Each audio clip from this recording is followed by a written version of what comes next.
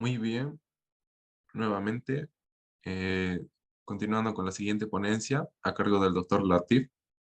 Es un honor para mí presentarles al doctor Jorge Latif, un destacado cirujano especializado en coloproctología, con una amplia experiencia en el tratamiento de la hemorragia digestiva baja. El doctor Latif es jefe del Servicio de Cirugía General y Coloproctología en la Clínica Modelo de Lanús, Buenos Aires, Argentina. Además, ostenta el cargo de vicepresidente de la Academia Argentina de Cirugía y ha sido presidente de la Sociedad Argentina de Coloproctología, demostrando su compromiso y liderazgo en el campo de la cirugía.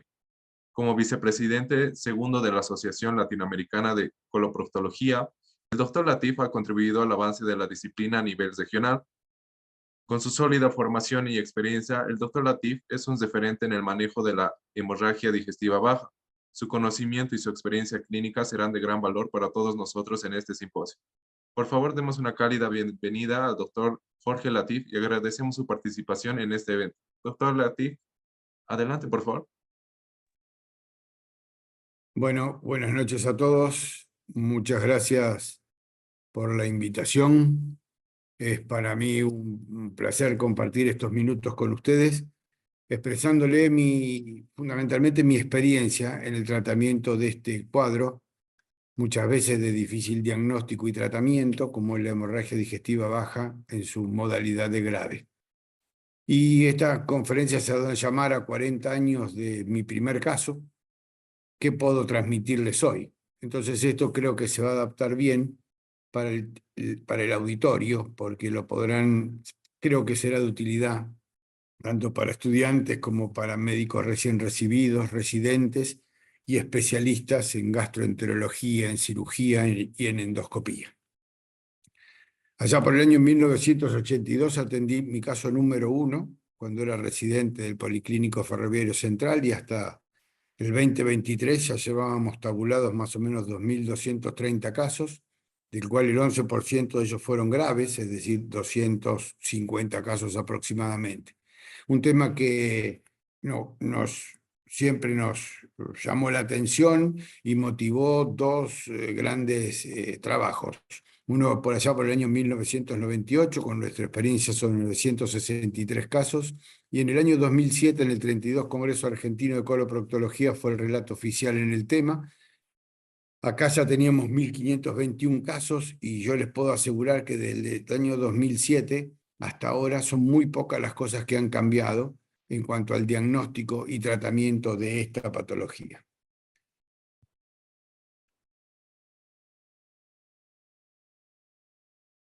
¿Y qué aprendimos en esos años?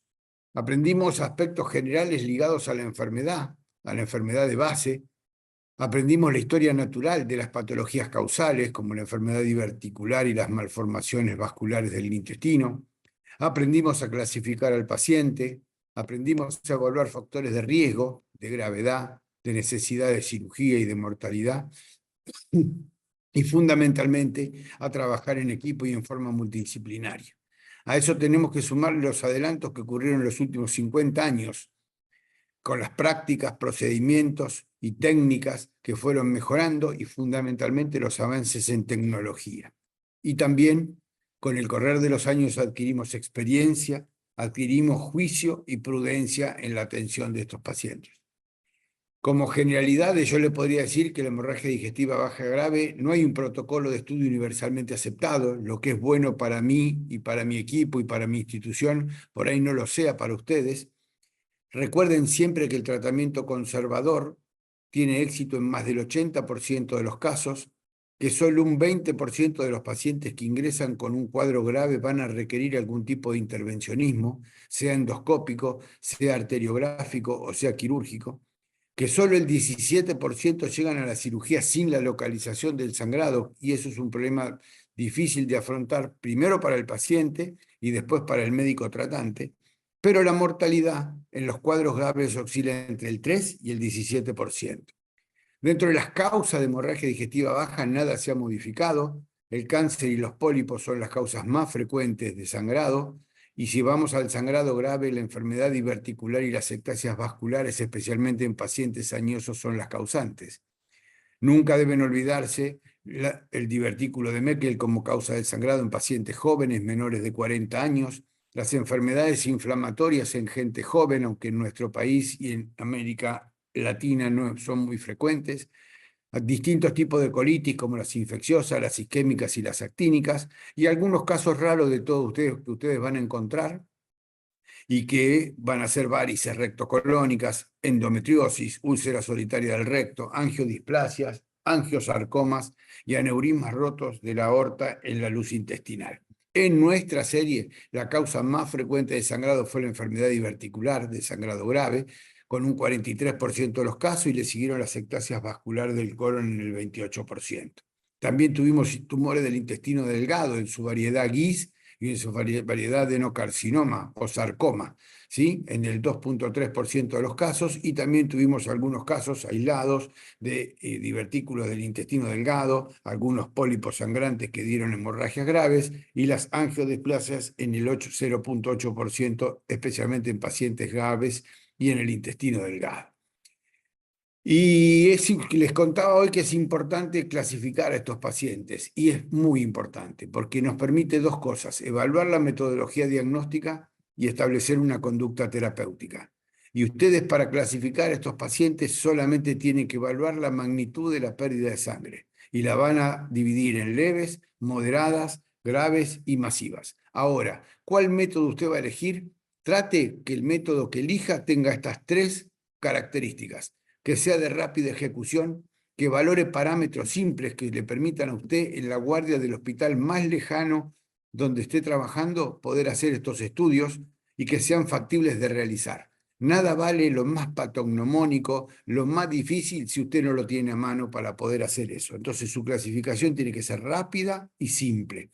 Y para evaluar la magnitud de la pérdida, yo les recomiendo la clasificación de shock del American College of Surgeons para trauma, que lo divide en clase 1, 2, 3 y 4 según la magnitud de la pérdida, desde menos del 15 a más del 40%, y clasifíquenlo en la guardia siguiendo parámetros fáciles: frecuencia cardíaca, tensión arterial sistólica, frecuencia respiratoria, relleno capilar, estado de conciencia y flujo urinario, que con una simple sonda vesical, todas estas cosas usted las puede realizar en forma rápida en la guardia más elemental donde se desempeñe. Y después, otra cosa que les puedo asegurar que es muy importante: evaluar factores pronósticos. Ustedes verán en la bibliografía internacional, sobre todo artículo quirúrgico, se habla de factores pronósticos. ¿Por qué? Porque ¿qué significa pronosticar o predecir? Anunciar algo que va a suceder en el futuro. Si usted pudiera predecir qué va a pasar con su paciente en el sangrado, le permitiría tomar conductas tempranas, sean diagnósticas o sea terapéuticas, y eso termina evitando o al menos minimizando las consecuencias graves o irreversibles que tiene la enfermedad.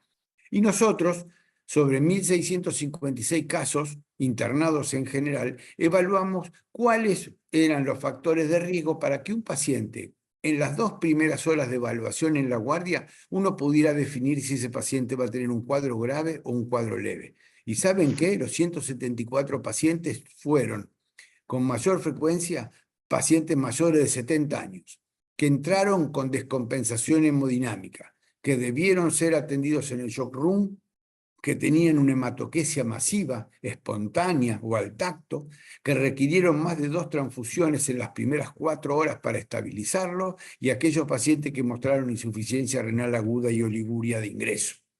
De esos 174 graves que pudimos discernir, quisimos ver qué pasaba en los pacientes que teníamos que operar.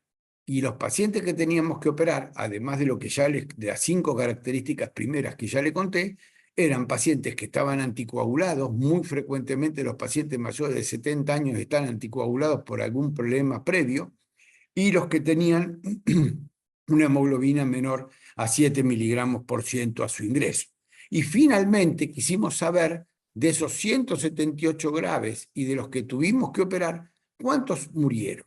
Y murieron 16 de 178, algo cercano al 9%. ¿Y qué murieron? Los pacientes añosos, con hematoquesia masiva, descompensados y que tuvimos que transfundir, anticoagulados, y fundamentalmente aquellos pacientes que tuvimos que operar.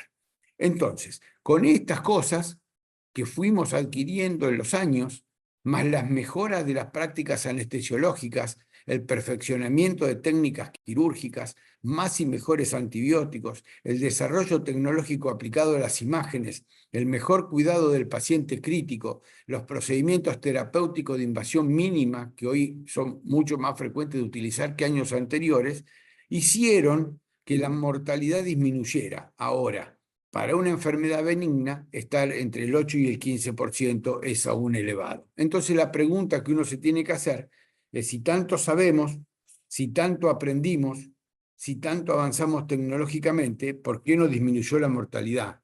Entonces, mi opinión personal es que esto no ha disminuido porque este es un extenso sector del tubo digestivo, con difícil acceso al diagnóstico, sin un método de estudio ideal. Aún la cirugía extendida no evita que nuestro paciente resangre. Aparte de eso, atendemos pacientes cada vez más añosos, complejos y en mal estado general, y las instituciones muchas veces no tienen la complejidad y la disponibilidad operativa para atender a este grupo de pacientes. Fíjense ustedes que en el año 1997, Anthony Bernava, yo esto lo busqué para mi relato oficial, decía que los aspectos fundamentales para obtener un buen resultado en estos pacientes eran ser eficiente, disciplinado, astuto y tener orden en la evaluación de los enfermos, elegir correctamente los estudios diagnósticos, estabilizar hemodinámicamente al enfermo, plantear definitivamente la terapéutica, y hoy, en el año 2024, sigue siendo lo recomendado para estos casos. Entonces, nuestro grupo de pacientes van a ser dos claramente bien definidos. Aquellos que nosotros podamos decir que tienen una hemorragia digestiva baja, leve o detenida, que represente el 85%, y aquellos que tienen la hemorragia grave, que es menos del 15% del total de los enfermos. Todos estos pacientes tienen que tener un examen clínico inicial, pormenorizado y minucioso, colocarse una sonda nasogástrica o hacer una endoscopía alta para descartar el sangrado alto que se produce en el 10% de estos casos. Y si uno hace el diagnóstico, hará su tratamiento correspondiente. Y todos deben tener un tacto rectal y una rectosigmoidoscopía rígida, con o sin lavado del recto, para poder descartar la patología orificial o del recto inferior.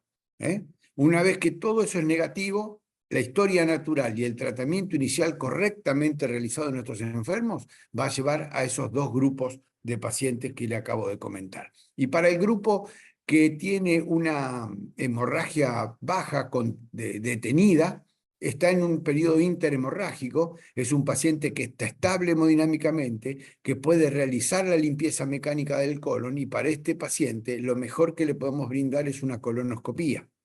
Se puede hacer el tratamiento, el diagnóstico y el tratamiento eventualmente en esa situación, y si la endoscopía falla en el diagnóstico, podrá hacerse una reendoscopía, una arteriografía, un centellograma, una endocápsula, una enteroscopía, un ataque helicoidal, y hasta una radiología contrastada, pero ya con el paciente en forma ambulatoria y atendido por consultorios externos. Es decir, que el grado de recomendación más alto y el nivel de evidencia 1B es para que a este grupo de enfermos con hemorragia detenida, la colonoscopía sea el gold estándar de diagnóstico y eventual tratamiento.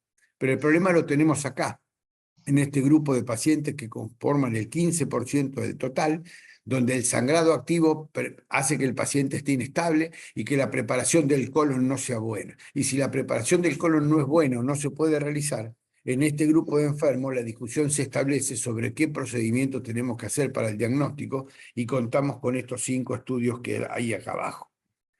Y la colonoscopía claramente es el más utilizado porque es poco cruenta y accesible, porque los cirujanos hacemos cada vez más endoscopía del tubo digestivo, porque permite hacer el diagnóstico etiológico y eventualmente topográfico, y porque permite gestos terapéuticos. Claramente esto es bueno, pero nosotros no hemos logrado tener los resultados que la bibliografía dice, porque es un estudio que se hace con un sangrado copioso, es un estudio que se hace a contracorriente, uno va en contra de la sangre que baja, y en el intestino, con la luz del endoscopio, pasa lo mismo que cuando ustedes tienen un sangrado en la cavidad abdominal en la laparoscopía. La luz se absorbe mucho y se ve poco, y aumenta el índice de complicaciones y baja la posibilidad de hacer diagnóstico. La efectividad que dicen está entre el 40 y el 92%. Nosotros no hemos tenido la posibilidad de llegar a esos números. Para nosotros es menos del 20% de efectividad.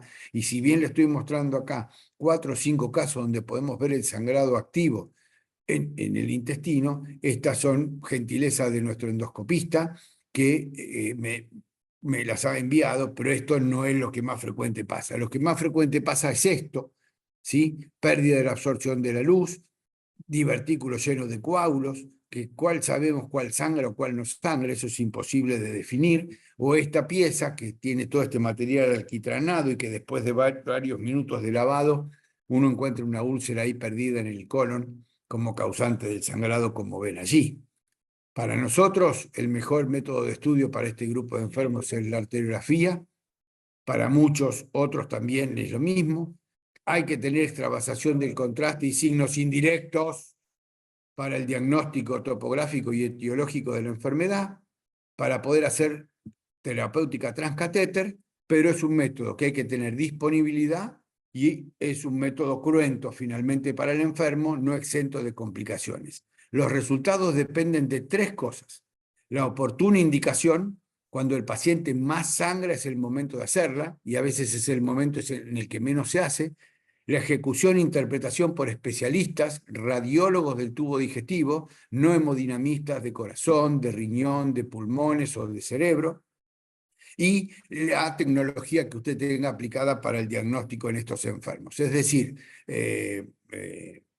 aparatos de mayor tecnología y más nuevos, ¿sí? Con mayores prestaciones, claramente van a favorecer el diagnóstico. Y ustedes van a ver de aquí las distintas arteriografías que fui haciendo en el correr de mi vida, con radiografía al acecho, como ven en algunos lugares, una mejor arteriografía abajo y a la izquierda, a la derecha, perdón, que muestra un sangrado sobre el hemorroidal superior.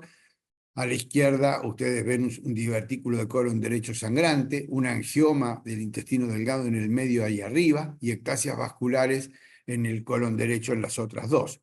Y todo con la sustracción de imágenes y los aparatos nuevos de hemodinamia hemos mejorado y podemos obtener imágenes muy buenas con una escasa pérdida de material. Pero a veces esto no es posible porque la endoscopía o la arteriografía o fallan o no se pueden realizar, entonces usted puede recurrir al centellograma radisotópico. Yo le recomendaría que utilicen tecnesio 99, con coloides marcados con tecnesio 99, que lo tienen en cualquier servicio de medicina nuclear aplicada a la cardiología, ¿sí? Y que permite hacer el diagnóstico porque es más sensible con menor sangrado que una arteriografía, como ustedes ven. Pero tiene algunos falsos negativos, escasa visualización de algunos sectores del colon, como son los ángulos derecho e izquierdo, porque el hígado y el vaso lo tapan, o el recto y el sigmoide, porque lo tapa la vejiga, porque se eliminan por vía urinaria. Desde aquel que ven a la izquierda del año 85 a los que hacemos ahora, se permiten a veces el diagnóstico, al menos topográfico, de la lesión, que nos permite ir a la cirugía con un poco más de seguridad si es que tenemos que recurrir a ella. Uso racional en la hemorragia grave, sulfuro de tecnesio 99, como les comenté. Y acá vino lo que yo en el año 2007 escribí como que iba a ser un adelanto para años posteriores, y lo es en la actualidad, que es la TAC helicoidal con contraste, que aventaja la endoscopía porque no requiere preparación, que aventaja la arteriografía porque es menos cruenta y más sensible, y al centellograma porque evita errores de la localización. Pero tiene desventajas. Tomógrafos de última generación, al menos 64 pistas se necesitan, y la imposibilidad de hacer terapéutica por este método. Y acá tienen ustedes algo que publicamos en uno de los capítulos de nuestra guía latinoamericana de tratamiento de la cirugía de urgencia para colon y recto, algunos sangrados, como ustedes pueden ver en estas diapositivas. Ahora, para el año 2002, esto mejoró claramente, un 35% de pacientes llegaban a la cirugía sin un diagnóstico. Esto ha pasado a ser entre un 7 y un 15% en la actualidad, debido a las mejoras que yo les comenté. Todo tenemos que hacer para no llegar a la laparotomía para diagnóstico, porque es lo peor que le puede pasar tanto al enfermo como al cirujano. Ahora, si ustedes van a operar a un paciente con una hemorragia digestiva baja, empiecen a notar posición del Joy Davis. Eso le permite tener el periné accesible. Eso puede servir para una endoscopía guiada, para un lavado de colon, para una sutura mecánica. Incisión mediana amplia, una semiología intraoperatoria completa, puede hacer una colono o una enteroscopía intraoperatoria, puede transiluminar el intestino en la búsqueda de lesiones vasculares, o si su quirófano lo permite, hacer una arteriografía, cosa poco probable en nuestro medio. Ninguno de estos pacientes en la etapa aguda y con el paciente hemodinámicamente inestable va a ir a una laparoscopía para diagnóstico y o tratamiento. ¿Qué pienso yo de esto? A nosotros con la endoscopía no fue mal, menos del 20% de posibilidad diagnóstica. Con la arteriografía nos fue mejor y nos podría ir mejor si la indicáramos más oportunamente. El centellograma es un estudio rápido que nos ha dado soluciones cuando los otros dos procedimientos no se pudieron usar. La TAC helicoidal ya es el futuro de lo que yo había escrito en el año 2005, 2007, y en el intraoperatorio preferimos la endoscopía. ¿Qué aprendimos con los años? Y esto también es importante. Si usted elige hacer una colonoscopía, utilice equipos de última generación, con canales de lavado y aspirado amplios para que no se tapen con coágulos, para que usted pueda lavar y hacer las cosas bien. Busque un endoscopista entrenado y que tenga dedicación y tiempo. De nada vale alguien que venga, ponga 20 centímetros el endoscopio, diga, oye, acá no se ve nada, y se va. Eso no sirve para nada. Acá hay que tener paciencia y no correr contra el tiempo. Si usted elige la arteriografía, ubique radiólogos con experiencia para interpretar arterias del tubo digestivo. Si no tiene nada de estas dos o falló todo, use el tecnesio 99, que le puede dar una solución. Y si lo tiene que operar, recuerde la posición, recuerde la incisión, haga una buena semiología intraoperatoria, transilumine, colonoscopía o enteroscopía. Y después del diagnóstico vamos al tratamiento. ¿Y cuáles son los objetivos del tratamiento? Independientemente de la edad del enfermo, usted tiene que prevenir o tratar el estado de shock, proteger y mantener las funciones vitales del enfermo, prevenir las complicaciones de la hemorragia no controlada y tratar las enfermedades asociadas que estos pacientes lo tienen. Y cuando el tratamiento médico falló y su paciente persiste con el sangrado, usted tendrá procedimientos destinados a cohibir la hemorragia y pueden ser de tres tipos: endoscópicos, endovasculares o quirúrgicos. La terapéutica endoscópica es muy buena, pero no se puede utilizar en todos los pacientes por las alteraciones que tiene el sangrado copioso, como ya les conté. Pero según el libro que ustedes vean o el artículo que analicen, entre el 40 y el 88% de los pacientes pueden ser tratados por estas vías. Son números que para nuestra estadística son altos, como ya les dije. Los índices de resangrado son variables. Resangran más los pacientes que tienen malformaciones vasculares que los que tienen enfermedad diverticular. Y las complicaciones son bajas, pero entre el 4 y el 8% pueden existir, y la peor es la perforación.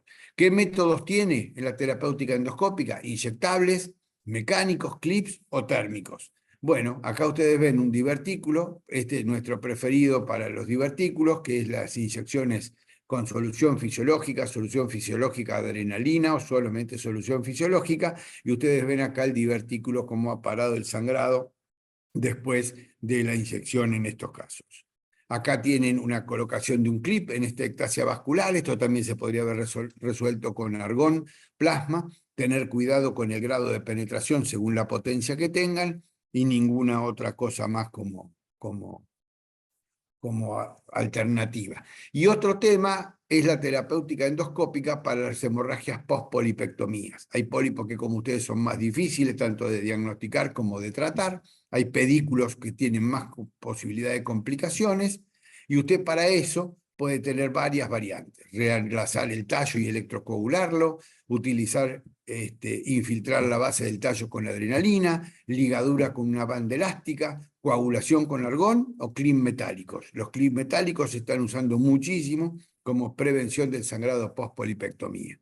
Pero acá está la frutilla de la torta. Este es el método de elección, tanto diagnóstico como terapéutico, la terapéutica endovascular. ¿Y dónde está indicado esto? En aquel paciente que usted le hace una arteriografía y ve claramente la extravasación del sangrado, ¿sí? Y para eso tiene dos cosas. Algunas que utilizamos los más viejos, como yo, que ya no lo utilizamos, que son los sangrados intraarteriales con vasoconstrictores, con el cintocinón que usaban los obstetras en las guardias de los hospitales, y que esto a veces lo hacíamos por su efecto vasoconstrictor generalizado, y la embolización selectiva. Claramente, la embolización selectiva o superselectiva es lo mejor. ¿Y cuál es la efectividad? Altísima, 98% de los casos, una recidiva del 7% y complicaciones en menos del 5%. Cuando yo empecé esto, las complicaciones eran mucho mayores porque embolizábamos desde más lejos y la isquemia que se producía en el intestino terminaba en una perforación, un paciente que antes había estado sangrando. ¿Y por qué mejoró? Porque mejoró el desarrollo tecnológico, la videosustracción, los equipos, los catéteres son más finos y los agentes embolizantes son más chicos, entonces permite acceder a ramas de menor calibre y ya de tercera o de cuarta generación. Pero siempre va de la mano del entrenamiento del profesional que lo hace. Radiólogos intervencionistas antes que hemodinamistas. Y acá tienen esta embolización de una arteria hemorroidal superior en un paciente con con el factor 8 alterado que le habían hecho una biopsia de recto.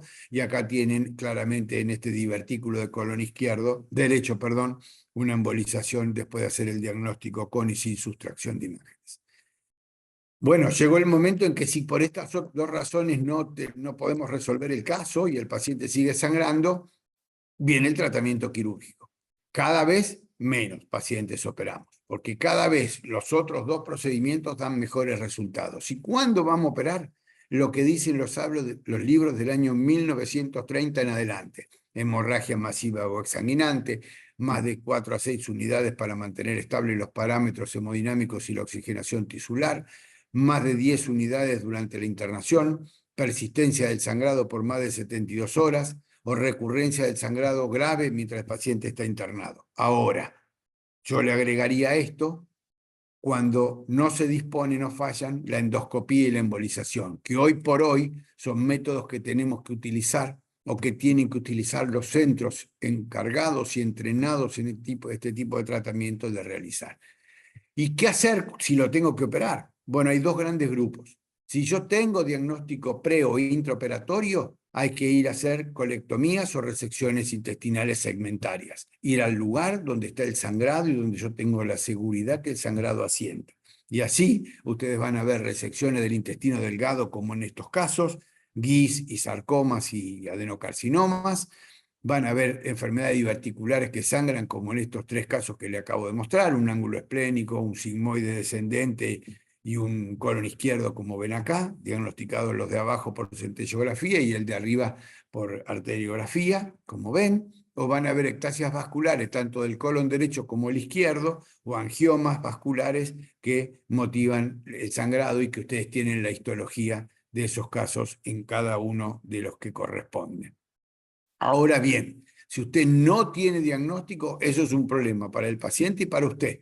Usted tendrá que discernir si hace una colectomía segmentaria o una resección segmentaria o le hace una colectomía total o subtotal. Bueno, la bibliografía actualmente considera que la mayoría se inclina por las resecciones amplias, porque si usted tiene la posibilidad de resangrado, y el resangrado es muy mal tolerado por este grupo de enfermos, que encima tienen muchos años y mucha patología asociada. Ejemplo, enfermedad diverticular y ectasia vascular del colon. Tiene menor índice de recidiva, cuanto usted más saca, claramente menos posibilidad de resangrar tiene, y cifras similares en cuanto a morbilidad y mortalidad. Y acá está lo que yo le comentaba de las terapias intensivas y el cuidado del paciente crítico. Ha mejorado mucho y eso nos permite que la mortalidad sea igual en los dos procedimientos. Y si la mortalidad y la morbilidad igual en los dos procedimientos, la mayoría de los cirujanos preferimos las colectomías amplias, como ven en todos estos casos, por diverticular, por ectasias vasculares y por distintas circunstancias, como ven, y nada más. Ahora, usted terminó de operar a este enfermo y usted tiene que definir si le va a hacer una anastomosis primaria al intestino o no le va a hacer. Yo les recomendaría que no. Hay autores que dicen que sí, la mayoría dicen que no. Yo creo que un paciente con una hemorragia grave, politransfundido, generalmente acidótico, hipotérmico, hipoproteinémico, es lo mejor que le puede pasar para hacer una fístula posoperatoria. Entonces el paciente no se le muere del sangrado y se le muere de una fístula. Y finalmente, y para terminar, Yo creo que esto es así y que esta diapositiva resume todo lo que yo le acabo de decir. Yo considero que el tratamiento depende y los resultados fundamentalmente dependen del correcto equilibrio entre una conducta expectante bajo límites seguros para el enfermo, porque sabemos que casi el 90% de los pacientes van a detener el sangrado, versus el intervencionismo terapéutico. Y fundamentalmente, esto lleva este equipo multidisciplinario de tratamiento, dirigido por un cirujano que tenga experiencia, que tenga juicio y que tenga prudencia. Y prudencia, como dice Puigros, un autor, define a esto, que ser prudente no es ser tímido, ni tener freno para la acción. No es el cirujano que uno dice es temeroso, es miedoso. Sí, justamente es todo al revés. Ser prudente es una virtud que significa que usted puede discernir, que tiene cordura, que juzga con objetividad y ecuanimidad las cosas sin prejuicios. Y también incluye inteligencia práctica y elegir la oportunidad sin perderla ni precipitarla. Finalmente, hace muchos años, ya en el 2000, escribimos para la Sociedad Iberoamericana de Información Científica con uno de mis jefes y profesores, el doctor Rodríguez Martín, que elegir la oportunidad quirúrgica sigue siendo el enigma más difícil de resolver, con el agravante de saber que si yo me apresuro, puedo causar una morbilidad innecesaria, porque el paciente iba a detener por su historia natural el sangrado. Pero si tardo, puede ser fatal para los pacientes. Así que yo les agradezco el tiempo que me han dispensado, espero no haberlos aburrido demasiado y estoy a su disposición para cualquier pregunta que ustedes me quieran hacer. Un fuerte aplauso para el doctor Jorge por su brillante exposición. Ahora pasaremos a las preguntas. Si alguien de los participantes puede prender su micrófono o escribir en el chat para realizar su pregunta.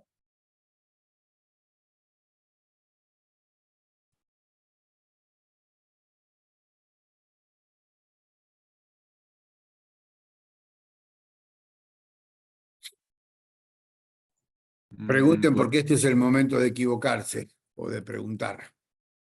Después, cuando esté el paciente ahí, ya no hay muchas vueltas.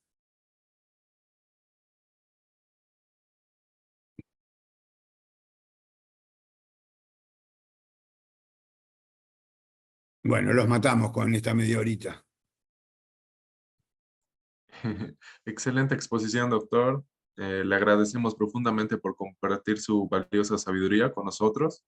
Desde Argentina, muchas gracias. En nombre de la revista científica Ciencia Médica, extendemos nuestro sincero agradecimiento por su contribución y también esperamos contar con su participación en futuras actividades. Muchas gracias, doctor. Bueno, con todo gusto. Muchas gracias. Para mí ha sido un placer estar con ustedes esta tarde. Hasta luego y muchas gracias. Hasta luego, doctor.